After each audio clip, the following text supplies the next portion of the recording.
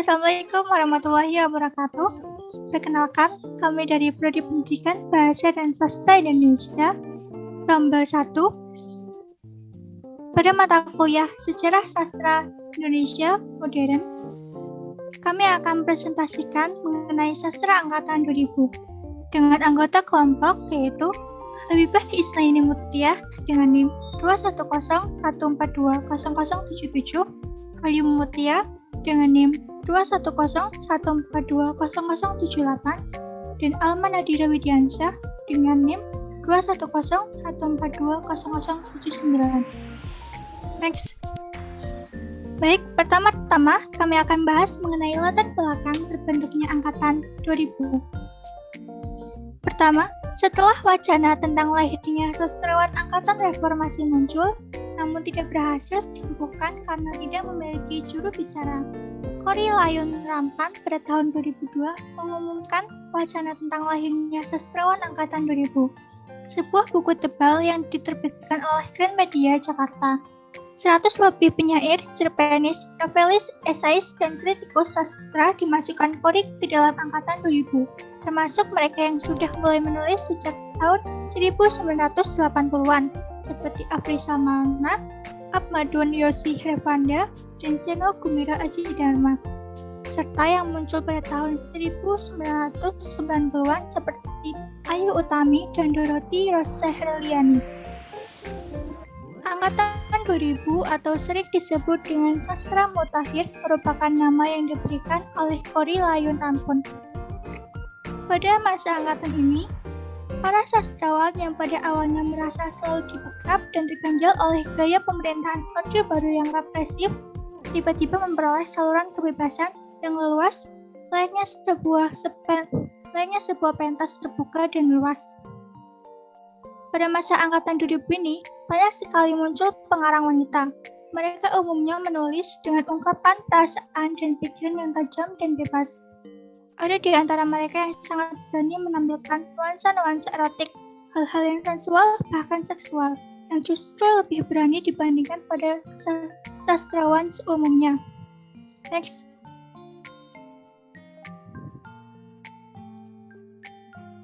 Berikut ini merupakan momen-momen penting yang terjadi sepanjang periode angkatan 2000. Pada tahun 2000, terbit buku leksikon Susastra Indonesia yang terbit di Balai Pustaka. Buku tersebut merupakan tanda awal terbentuknya sastra angkatan 2000. Yang kedua, meninggalnya H.B. Jasin di Jakarta.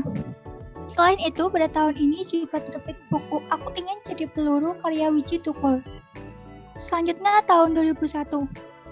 Pada tahun ini, penghargaan Khatulistiwa Literati Award atau KLA diberikan kepada sastrawan yang menghasilkan karya sastra terbaik. Mereka yang pernah mendapatkan penghargaan ini antara lain Gunawan Muhammad, Remi Selado, Hamzah Tangkuti, Seno Gumira Aji Dharma, Linda Kristanti, Sapardi Djoko Damono, Joko Pinurbo, dan Acep Zamzam Nur. Selanjutnya tahun 2002.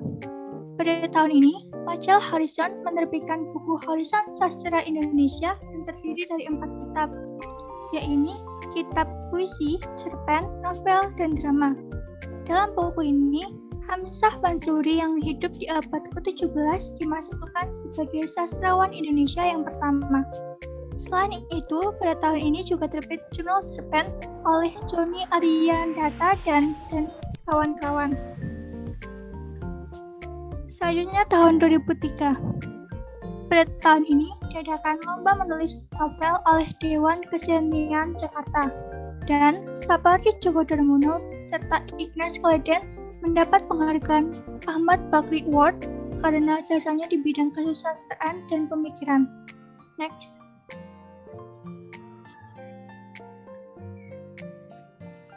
Tahun 2004, para sastrawan muda mendeklarasikan lahirnya generasi sastrawan cyber. Sastra di internet merupakan terobosan baru bagi para sastrawan untuk berekspresi dan mempublikasikan karyanya secara bebas. Pada tahun ini juga terbit buku Sastra Indonesia dalam 6 pertanyaan karya Ignas Kleden dan novel Ayat-Ayat Cinta karya Habibur Rahman Al-Shirazi. Selain itu, Pada tahun 2004, Yayasan Lontar mendokumentasikan biografi sastrawan Indonesia, di antaranya Pramud Yanantatur, Agam Wispi, Ahmad Tohari, Uman Khayyam, seperti Djoko Damono, Sultan Takdir Alisad Subhana, Putu Oka Sukanta, dan lain-lain. Selanjutnya 2005. Pada tahun ini, novel Laskar Pelangi karya Andrea Hirata terbit. Novel ini dan novel Ayat-Ayat Cinta merupakan novel paling laris dalam sejarah penerbitan novel di Indonesia. Kedua, selain itu pada novel ini juga terselenggara Festival Seni Surabaya. Selanjutnya tahun 2006. Pada tahun ini, Yayasan Lontar menerbitkan antologi drama Indonesia 1895 sampai 2000. Penerbitan buku ini menunjukkan bahwa sejarah sastra Indonesia bukan dimulai pada 1920, melainkan pada 1895. Selain itu, pada tahun ini, Anton Kurnia menerbitkan Ensiklopedia Sastra Indonesia. Next. Pada tahun 2000 merupakan tahun terbitnya novel Kaladita karya Seno Gumira dan buku kumpulan puisi autobiografi karya Saud Situmorang. Selanjutnya tahun 2008. Pada tahun ini, buku-buku Pramudi Anantatur yang dicetak ulang dan buku-buku korban tragedi 1965 yang ingin meluruskan sejarah laris terjual. Misalnya saja, novel Suara Perempuan Korban Tragedi 65 karya Ita F. Media. Untuk materi selanjutnya akan disampaikan oleh Saudara Almat.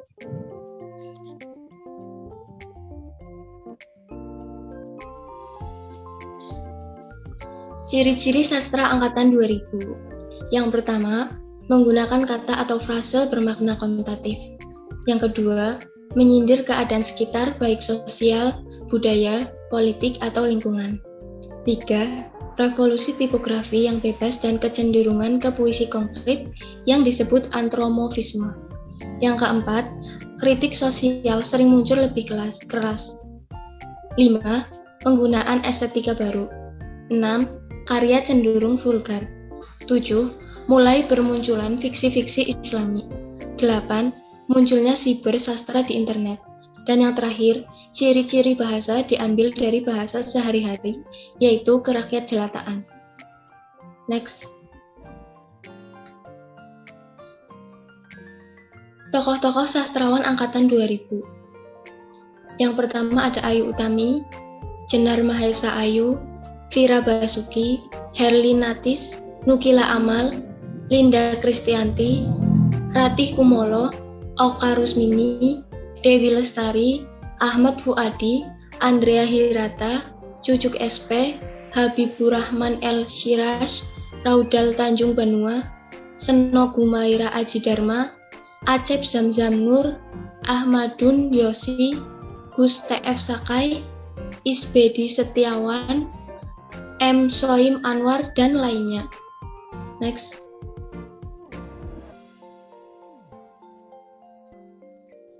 Berikut merupakan contoh tokoh angkatan 2000-an. Ayu Utami. Justina Ayu Utami atau sering disebut Ayu Utami merupakan seorang aktivis jurnalis dan juga sastrawan Indonesia. Beliau lahir pada tanggal 21 November 1968 di Bogor.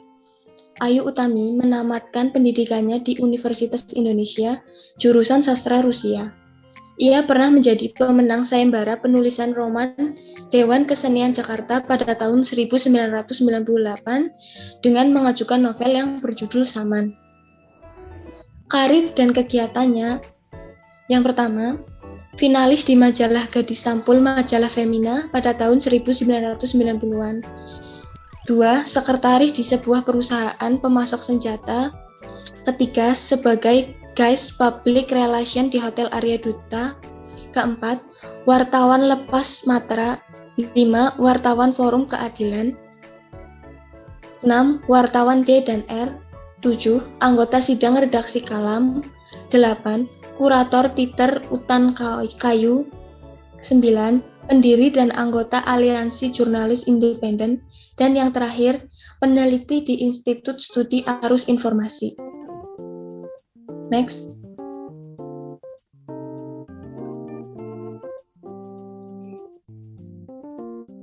Berikut ditampilkan karya dan penghargaan dari Ayu Utami. Materi yang selanjutnya akan dijelaskan oleh Mbak Habibah Isnaini Mutiah. Terima kasih Mbak Alma atas kesempatannya. Saya akan menyampaikan materi mengenai Afrizal Malna. Afrizal Malna adalah salah seorang penyair, putra dari Sultan Malin Bagindo dan Nurjanah.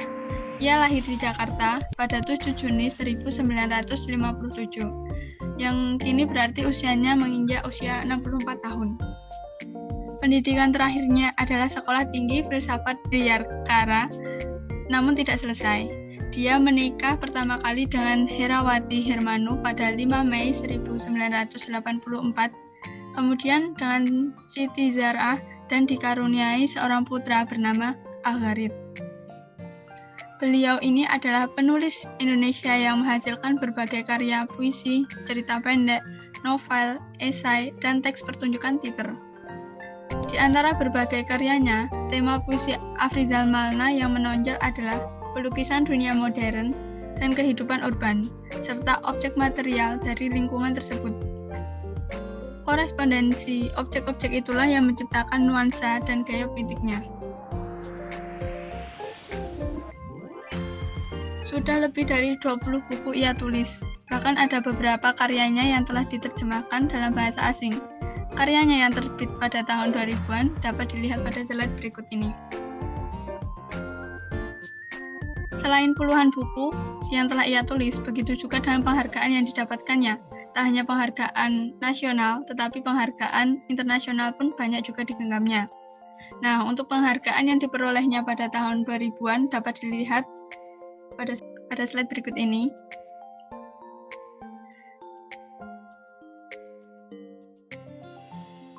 Setelah kita mengetahui karya-karya dan prestasinya, alangkah baiknya jika kita mengetahui potongan kisah hidup seorang Afrizal Malna. Salah satunya yakni ketika muncul istilah Afrizalian dan momen ketika ia menolak penghargaan Ahmad Bakri pada tahun 2016. Maaf sebelumnya jika ini agak keluar dari topik periodisasi sastra tahun 2000-an. Jadi sekitar tahun 1960-an, yakni kisaran masa-masa Orde Baru, seorang kritikus sastra bernama Faruk Hatte dari UGM mencetuskan istilah Afrizalian untuk menunjukkan pengaruh gaya puitis Afrizal yang melahirkan banyak pengikut.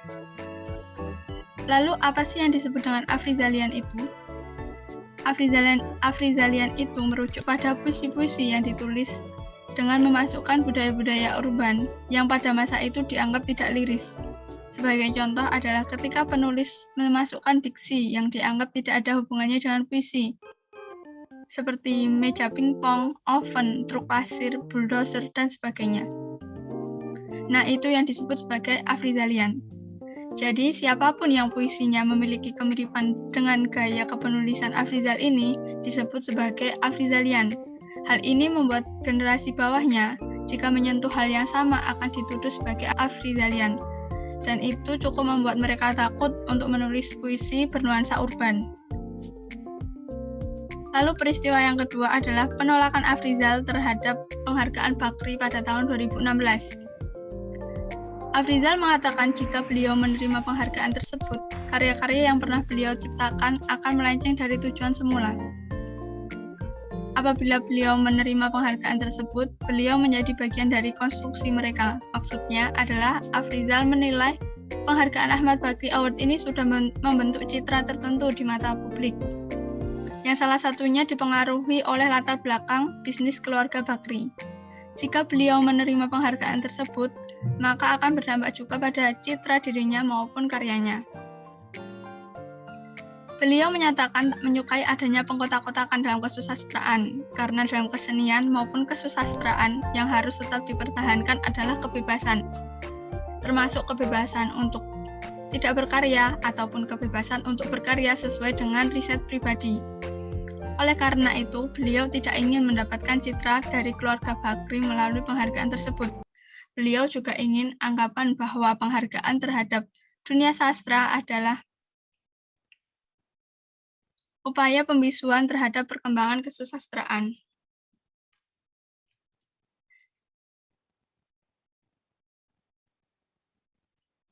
Sekian pemaparan dari kelompok kami, akan saya sampaikan kesimpulan dari pemaparan tadi.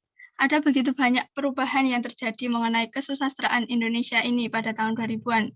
Penulis maupun penyair pada masa ini juga cenderung lebih bebas dalam mengekspresikan karyanya dibanding periode-periode sebelumnya. Ayu Utami merupakan salah satu sastrawan terbaik di Indonesia. Beliau memiliki banyak prestasi dan juga karya-karya. Salah satu karyanya yang paling terkenal adalah novel Saman. Lalu ada tokoh Afrizal Malna yang merupakan salah satu contoh seorang tokoh sastrawan yang berani mengungkapkan isi pemikirannya, yakni terkait penggabungan sastra dengan dunia urban, di saat sastrawan lain gencar mempertahankan gaya kesusastraan lama. Sekian pemaparan dari kelompok kami. Apabila ada kesalahan mohon dimaafkan, dan apabila ada yang ingin didiskusikan atau ingin ditanyakan, harap disampaikan melalui WA Group agar dapat didiskusikan bersama teman-teman yang lain. Terima kasih dari kelompok kami. Sekian. Wassalamualaikum warahmatullahi wabarakatuh.